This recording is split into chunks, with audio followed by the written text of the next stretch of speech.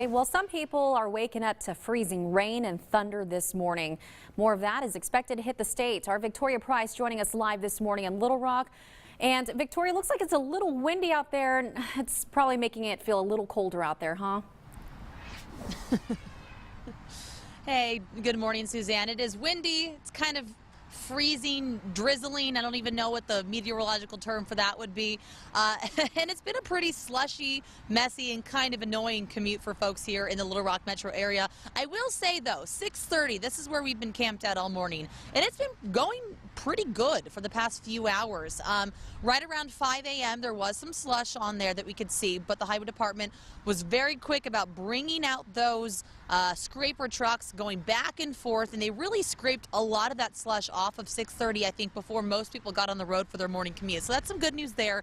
In the few hours we've been out here, only saw one car slide off the road, presumably because of some black ice. So it really hasn't been all that bad. Where I think the concern probably has been this morning and may continue to be this morning are on more of the surface roads, the side streets, the ones that did not get that slush scraped off in time. And when this freezing drizzle started to come down, maybe in the past hour or so, this is what happened. I'm going to show you. A lot of the slush started to stick, and now it's becoming like pretty solid and kind of icy. This is a big old thick chunk that used to just be loose slush. So those roads that were not scraped beforehand could be a little icy, a little messier than some of the major thoroughfares. So definitely keep that in mind when you're out and about this morning. But overall, it doesn't seem like a very thick layer of sheer ice formed on any of the streets near us, which I think is definitely good news for a lot of drivers here this morning. Suzanne? It's good to see traffic flowing and everyone going at a good pace. Thanks so much, Victoria.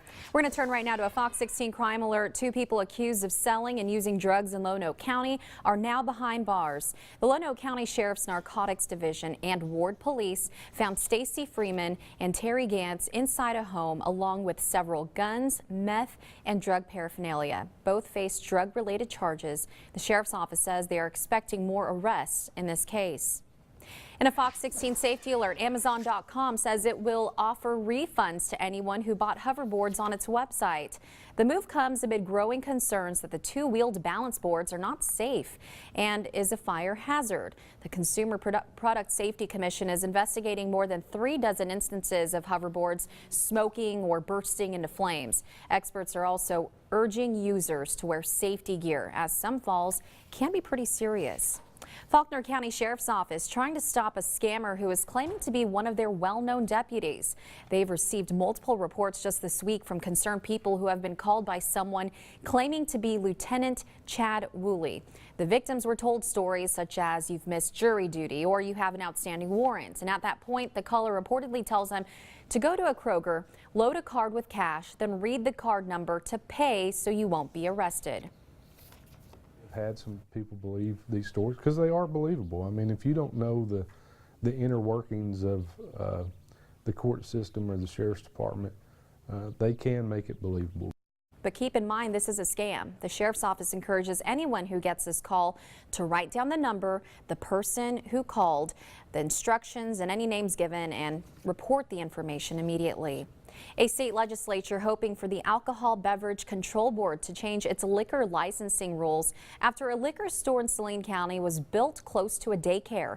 A Saline County judge told Representative Julie Mayberry he would not remove the business's liquor license.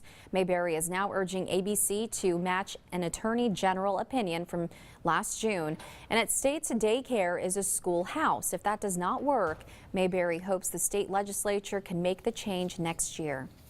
An Arkansas police officer loses his home in a fire, and donations are pouring in from across the nation. Arkadelphia police officer Aaron Abbott's family lost their home near Amity last week.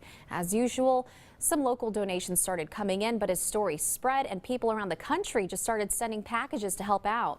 That help left him with a new perspective on the work he does serving his community every day.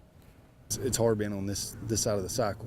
You know, we're used to helping, and to be actually in that position where we're receiving help, it's different.